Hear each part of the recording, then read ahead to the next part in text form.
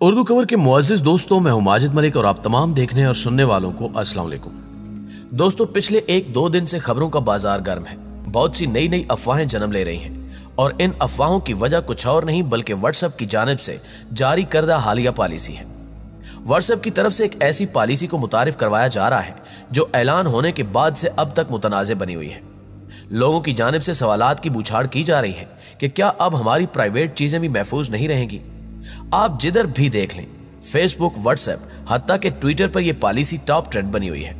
आज की वीडियो में हम व्हाट्सएप में होने वाली तब्दीलियों पर बात करेंगे और इसके साथ साथ ये भी बताएंगे कि यह किसी बड़ी साजिश का हिस्सा तो नहीं। मुअज़्ज़िज़ ख़वातीन व हज़रात, सोशल ऐप व्हाट्सएप ने नए साल में अपनी सर्विस और प्राइवेसी पॉलिसी में तब्दीलियां मुतारिफ करवाई हैं। नई पॉलिसी को कबूल न करने की सूरत में सार्फिन को अपने अकाउंट डिलीट करना पड़ेंगे। सार्फिन को नई पॉलिसी कबूल करने के लिए 8 फरवरी तक का वक्त दिया गया है ताकि वो सर्विस का इस्तेमाल जारी रख सके और अगर 8 फरवरी तक इस पॉलिसी को कबूल नहीं करते तो व्हाट्सएप की जानिब से उनका अकाउंट ब्लॉक कर दिया जाएगा। इस नई पॉलिसी के मुताबिक व्हाट्सएप सार्फिन का डाटा ना सिर्फ इस्तेमाल करेगा बल्कि उसे फेसबुक के साथ भी शेयर करेगा। व्हाट्सएप ने नई प्राइवेसी पॉलिसी में कहा है कि जब सार्फिन इनसे मुंसलिक थर्ड पार्टी की खिदमात या फेसबुक कंपनी की दूसरी प्रोडक्ट्स पर इन्हिसार करते हैं तो थर्ड पार्टी वो मालूमात हासिल कर सकती है जिसमें आपकी चैट और प्राइवेट डाटा भी शामिल है। व्हाट्सएप का कहना है कि वो नई पॉलिसी के मुताबिक मोबाइल की मालूमात भी हासिल कर रहा है जिनमें battery level, app variant, mobile number, mobile operator और आईपी एड्रेस समेत दूसरी मालूमात शामिल है। नई पॉलिसी में बताया गया है कि अगर कोई सारिफ अपने व्हाट्सएप अकाउंट को डिलीट किए बगैर व्हाट्सएप सिर्फ मोबाइल से डिलीट करता है तो उसकी मालूमात महफूज रहेंगी। नई प्राइवेसी पॉलिसी में वाज़ेह तौर पर लिखा गया है कि इंतजामिया सार्फिन का डाटा स्टोर करने के लिए फेसबुक का आलमी इंफ्रास्ट्रक्चर और इसके डाटा सेंटर इस्तेमाल कर रही है। इनमें अमेरिका में मौजूद डाटा सेंटर भी शामिल है। इस सूरत हाल के बाद सवाल ये पैदा होता है कि आखिर अचानक व्हाट्सएप को इतना बड़ा कदम क्यों उठाना पड़ा? क्या ये एक शैतानी साजिश तो नहीं? तो नाजरीन, आपकी याद दहानी के लिए बताते चले कि एक आदमी जिसका नाम एडवर्ड स्नोडन था, जो अमेरिकन नेशनल सिक्योरिटी एजेंसी का हिस्सा था, वहां इसको टेक्निकल मास्टर के नाम से जाना जाता था और यह मैनेजमेंट एडवाइजरी का अहम रुकन था। आम जुबान में कहा जाए तो वहां इसको कंप्यूटर और सॉफ्टवेयर का माहिर समझा जाता था। जब इसका अमेरिकन नेशनल सिक्योरिटी एजेंसी के साथ मुआहदा खत्म हो गया तो इसकी जानिब से बहुत सनसनीखेज इंटरव्यू दिया गया। इसका बताना था कि अमेरिकन एजेंसी और हुकूमत की रसाई इन तमाम लोगों के डाटा तक है जो गूगल, फेसबुक, अमेज़न और इस तरह की दूसरी एप्लीकेशन इस्तेमाल करते हैं और मुख्तलिफ एजेंसियां इस डाटा को अपनी जरूरत के मुताबिक इस्तेमाल करती रहती हैं। वो बताता है कि इन्होंने अमेरिकी एजेंसियों को इजाजत दे रखी थी कि आप किसी भी सारिफ का डाटा, उसका फोन नंबर, उसकी तस्वीरें, उसकी लोकेशन या कुछ भी चाहिए तो हम आपको किसी वक्त भी दे सकते हैं। और बाद में यही एडवर्ड आला सतह पर फायज अमेरिकी ओहदेदारों और दीगर ममालिक से ताल्लुक रखने वाले अहम लोगों का डाटा चोरी करता रहा। जब इसे लगा कि अब मैं फंस सकता हूं तो वो सारा डाटा इकट्ठा करके जर्मनी भाग निकला। अमेरिकी अदालतों में इसको जुर्मवार करार देकर इश्तिहारी भी करार दिया जा चुका है। दोस्तों, इस हकीकत को बताने का मकसद ये है कि हमारा तमाम तर डाटा पहले ही अमेरिकन और इसराइली एजेंसियों के पास मौजूद है। यह सब ड्रामा इसलिए रचाया जा रहा है ताकि इस अमल को कानूनी बनाया जा सके। आपको याद होगा कि इससे पहले फेसबुक से लाखों लोगों के डाटा चोरी का वाकया पेश आ चुका है जिस पे मार्क ज़ुकरबर्ग माफी भी मांग चुके हैं। आहिस्ता आहिस्ता ये ताकतें निजाम को अपने नीचे ला रही हैं, कभी कोरोना वायरस के बहाने तो कभी इसराइल को बड़े ओहदों पर फायज करके।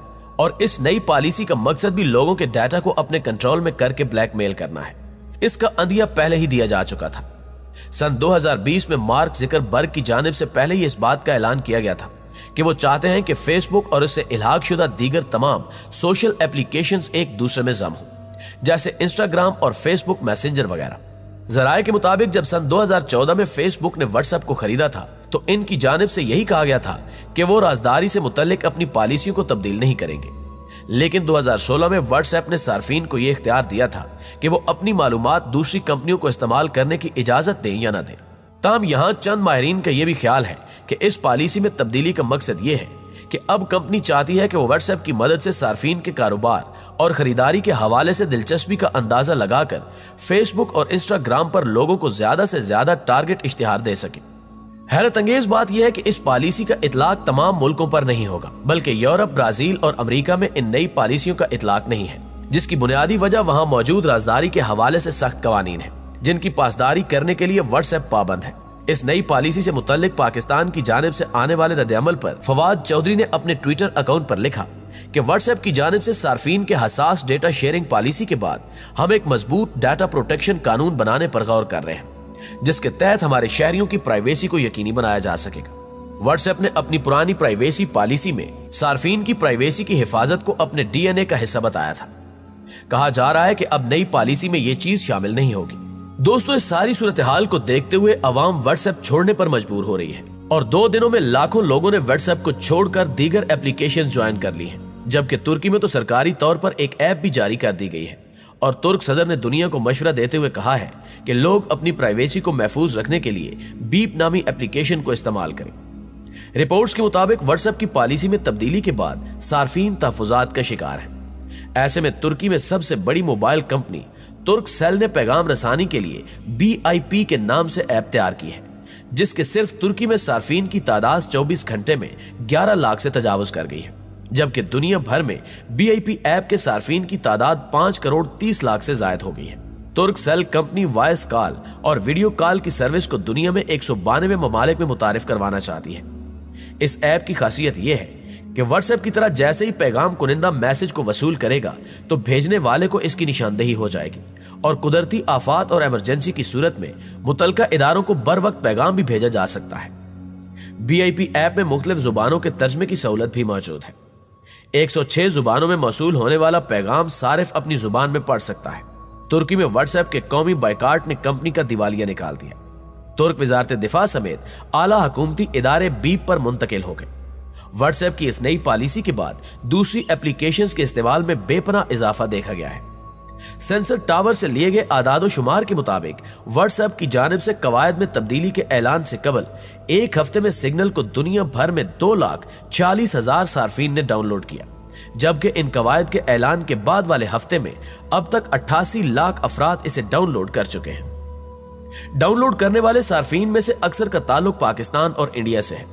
सार्फिन की शदीद तनकीद के बाद व्हाट्सएप के सरबराह विल कैथकार्ट ने नई पॉलिसी के हवाले से वजाहत पेश की और यकीन दहानी कराई कि नई पॉलिसी से वो मुतासिर नहीं होंगे और ना ही उनका डाटा किसी को फराहम किया जाएगा। ट्विटर पर जारी अपने सिलसिलेवार ट्वीट्स में उन्होंने वाजे किया कि एंड टू एंड इंक्रिप्शन के बायस हम फेसबुक या आपके निजी पैगामात या कॉल्स को नहीं देख सकते। हम इस टेक्नोलॉजी की फ्राहमी और आलमी सतह पर इसके दिफा के लिए पुरअज़्म हैं। उन्होंने कहा कि हमने अपनी पॉलिसी को शफाफियत के लिए अपडेट किया है और इसमें people to business optional features की बेहतर वजाहत की गई है। हमने इसे अक्टूबर में तहरीर किया था, जिसमें व्हाट्सएप पे मौजूद कामर्स को भी शामिल किया था।